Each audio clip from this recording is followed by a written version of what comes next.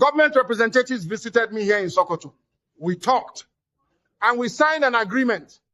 The terms of this agreement speak to my freedom, to dialogue, and to addressing the genuine grievances of our people through peaceful means. I am not declaring victory. I am not declaring defeat. I am saying a door has opened. To my supporters worldwide, remain calm, remain peaceful. What is coming next requires patience, not panic. To the federal government, the world is watching. Honor what was signed. And to my people in the Southeast, whatever tomorrow brings, know that every step I take for you. The conversation has begun. Let us see where it leads. Listen very carefully.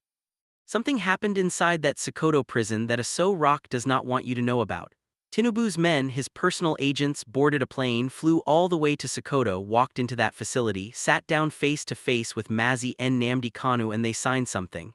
A deal. A document. A secret agreement that the whole of Nigeria is now talking about. And today I am going to break it down for you completely. Because if you are Igbo, if your father's land is in the southeast, if you have a brother, a cousin, a child whose future depends on what happens next in this country, then you cannot afford to miss this video. This is not gossip. This is not rumor. This is politics playing out in real time, and your life is connected to every word of it. Stay with me. What happened? For those who are just joining this conversation, let me give you the background. Nnamdi Kanu, the director of Radio Biafra and the leader of the indigenous people of Biafra, has been held in detention since 2021. The man was picked up under circumstances that are still disputed. He was brought back to Nigeria from Kenya and thrown into DSS custody. His lawyers fought for access. His family cried out. His supporters across the world, in the United Kingdom, in the United States, in Canada, in South Africa, marched on streets and held rallies demanding his release. For years, Abuja acted like this man did not exist. Court orders were ignored, hearing dates came and went. The case dragged on and on while a human being sat behind walls far from his people. Then suddenly, quietly like a movement in the dead of night, federal government representatives traveled to Sokoto. They did not announce it. There was no press conference, no statement from the Minister of Justice, no briefing from the presidential spokesperson. They simply went. They sat with Kanu and they signed. When the government moves in silence on a matter this big, you must ask yourself one question. What are they hiding and what are they gaining? What was in the deal? This is the part that has set the whole country on fire. According to sources close to the situation, the agreement reportedly covers three major areas. First, the question of Kanu's freedom, whether through outright release or a transition to house arrest while negotiations continue. Second, a commitment to open dialogue on the genuine grievances of the Southeast, the marginalization, the lack of federal appointments, the infrastructural neglect, the insecurity that has turned the region into something our fathers would not recognize. Third, and this is the one that has divided people right down the middle, certain expectations around IPOB's activities going forward. Now I want you to think about that third point carefully. Some people are angry. They are saying that asking IPOB to stand down in any form is asking our people to surrender their only leverage. They say Abuja has never honored any agreement it made with the Southeast. They point to the promises made after the Civil War, the promises of reconstruction, rehabilitation, and reconciliation, and they ask, where is the evidence that this time will be different?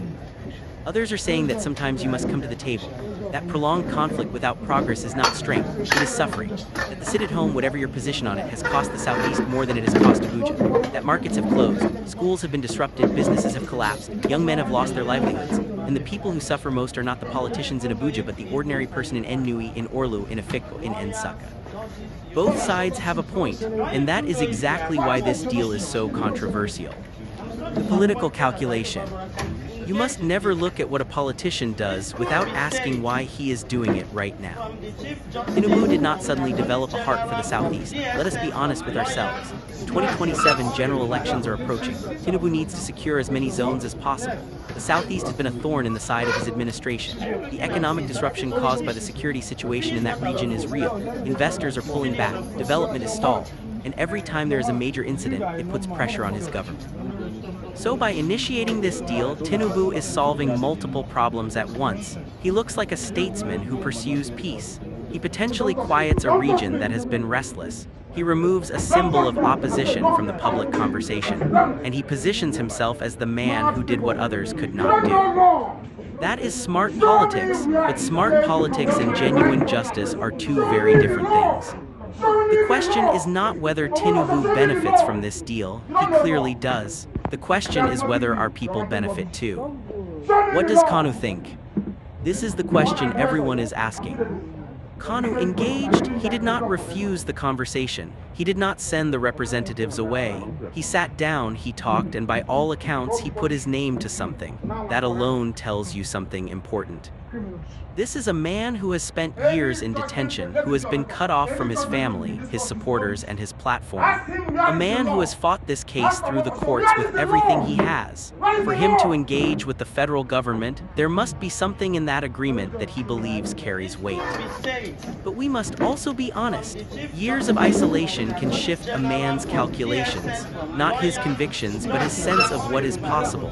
Whether this agreement reflects a genuine breakthrough or a compromise born out of exhaustion, only time will answer that.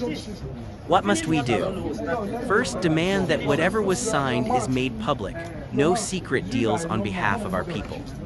Second, hold every party accountable. If the government fails to deliver on what was agreed, that failure must have consequences at the ballot box and in the court of public opinion. Third, do not let this moment divide us further. Whether you support Kanu or not, whether you believe in the Biafra project or not, what every person from the Southeast wants is the same thing: respect, security, development, a fair share of what this country offers. This story has only just begun. Watch closely, ask questions, share this video because the truth must reach every one of our people before the spin does. See you in the next one.